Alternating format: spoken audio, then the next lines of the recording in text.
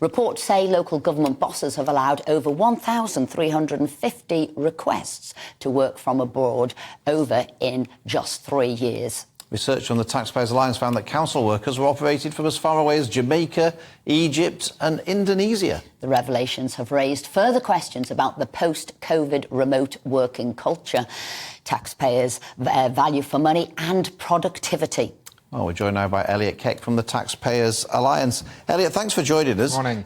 Seems quite extraordinary, some of these things, to be honest. How did you find this out? What made you ask this question about working from the beach and people working from abroad? Yeah, it's a very good question. Listen, I think everybody knows that since the pandemic there has been this change in working practices. We've broadly accepted a more flexible hybrid way of working, where working from home 2-3 days a week was becoming more prevalent. But what we were interested in, given the number of councils that quite frankly had completely empty offices, was whether or not there were council staff that were thinking, well, if I don't have to come in at all, you know, that my friend's house in Sardinia might be a quite nice place to work from.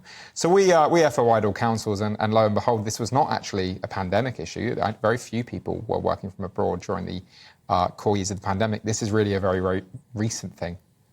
Post-pandemic, because nobody's gone back to work, so they've seen people not going into work. And I can say that walking around many buildings, I've been shocked with how empty they are. Are they balancing out the productivity? Are they figuring out if they're away? Are they getting the work done? Because I can tell you from constituents, no, they are not.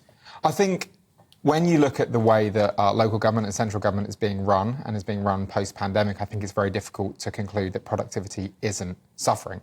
Now, there will be very good reasons why council staff are being permissioned to work abroad. Maybe it's a very, very senior member of staff that is actually on holiday, but who is given permission to sign into emails for emergency reasons, or maybe it's someone going abroad for care reasons. So there are genuine reasons, but I think the massive, massive growth in numbers, some of the locations that you look at, and the fact that councils are seeing services suffer. Let's take Cheshire East Council, where they recently announced a cut to the number of library opening hours, and they've got 7 staff working abroad, or Bradford Council, who have 49 staff working abroad. Just taken by random. My area and Phil's area.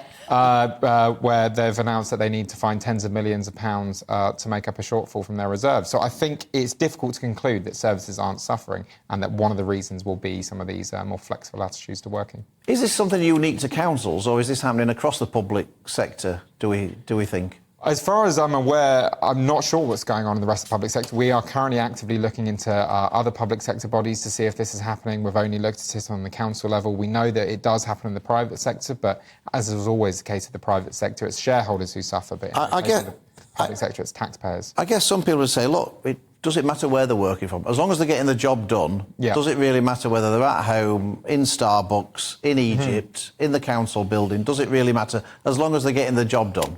I think, you know, the case with local government, and it's case with central government as well, it really helps being in the local area to know the local issues. If you're not spending time in your local area speaking to local people, that's going to harm your ability to understand how to best respond to issues. It's also about, are you maintaining that sense of collegiality, that sense of togetherness that workplaces really benefit from. So it doesn't necessarily matter always, but when you're working abroad, often for years at a time, it's very difficult to believe that you're engaging as effectively. Well, put it this way, our viewers have been writing in thick and fast, and John says, well, your point there beggars belief that councils aren't local, knowing what's going on, and that taxpayers' funds are being used for people sunning up on the beaches.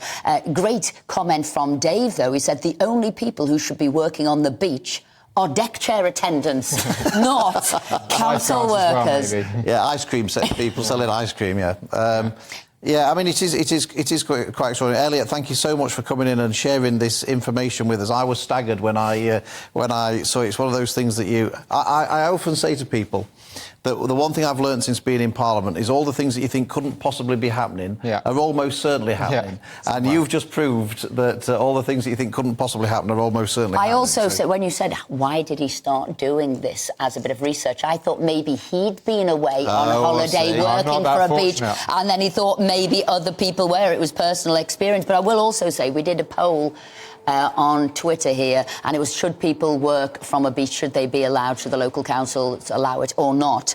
And 84% of those people who voted in that poll said absolutely not. Well, trust the GBNews. They need to be at work. Exactly. Elliot, thanks ever so much indeed for that.